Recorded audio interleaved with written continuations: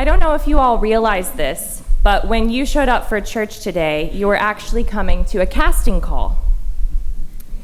Someone handed you a palm branch, and then they told you to start marching around the church building. And for some reason, most of you did it. Before you knew it, you had become an actor in a passion play that has been taking place during Holy Week for 2,000 years.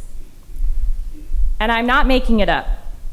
Since early church practice, the liturgies, processions, and scripts of this week have been modeled off of the mythic dramas of Greco-Roman society and the artistic preferences of the medieval world. We call the reading we just heard the Passion because of the dramatic, emotional, and physical suffering that Jesus endured. Out of all the weeks of the church year, this week we are really meant to get in there. We are meant to feel something about what we're hearing.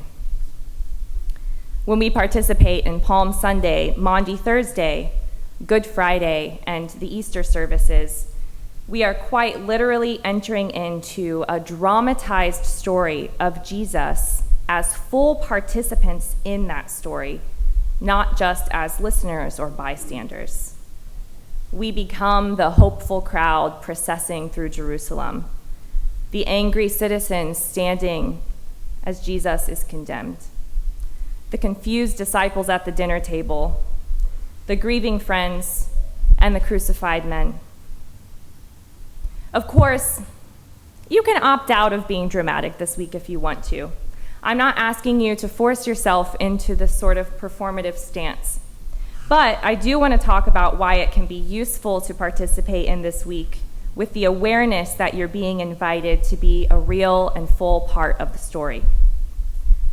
First, when we become participating characters in Jesus' story, we internalize it in a different way.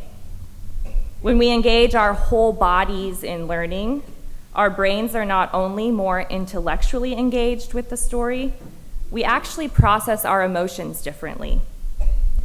Educators, chaplains, and therapists already know this. They often use techniques that engage body awareness to help people overcome learning barriers and emotional overload. We walk, we take deep breaths, we stretch, and we even move our eyes differently to help find relief from mental and emotional blocks.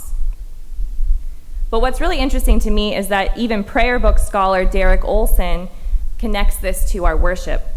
He explicitly says that our worship helps us cultivate a mind-body connection. It facilitates, quote, a particular pattern of deep emotions shaped over time. Processing, praying, standing and kneeling, singing, eating, and listening. They all come together to help us activate our whole bodies in the Christian story. In other words, our faith tradition gives us the tools to learn and to feel our feelings in a safe and measured way. We already know how the Passion story ends, but we can practice fully participating in it. When we do this, it helps us feel and respond to the intense emotions that we feel in our own lives. By acting out Holy Week, we're being given the tools to process our own emotions. Second, when our whole bodies are attuned to the intense highs and lows of Jesus' story, we bump up against Jesus' humanity in a more meaningful way.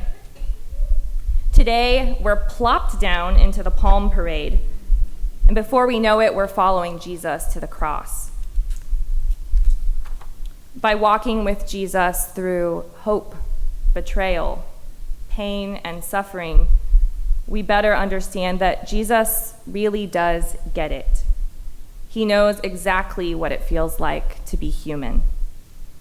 And as participants and actors in this story, it is easy for us to empathize with Jesus, because Jesus and I, Jesus and you, feel the same things.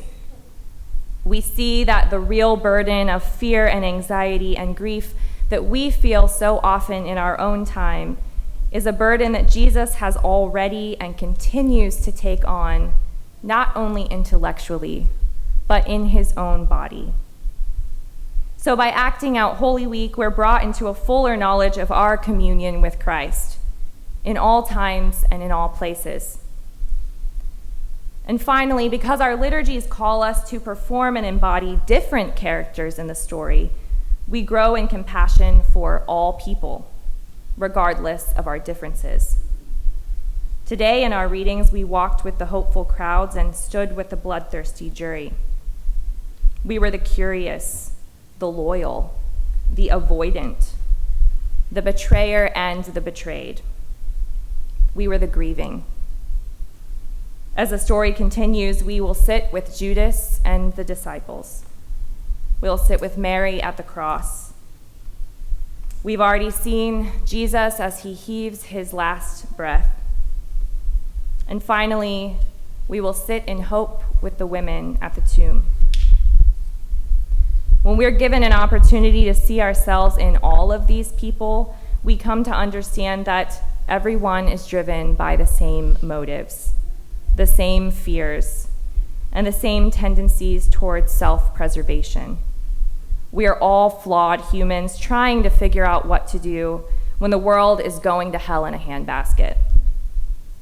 By acting out Holy Week, we become more aware of the need to see ourselves in solidarity with one another, with all of the characters in Jesus' ongoing story, instead of seeing ourselves in conflict.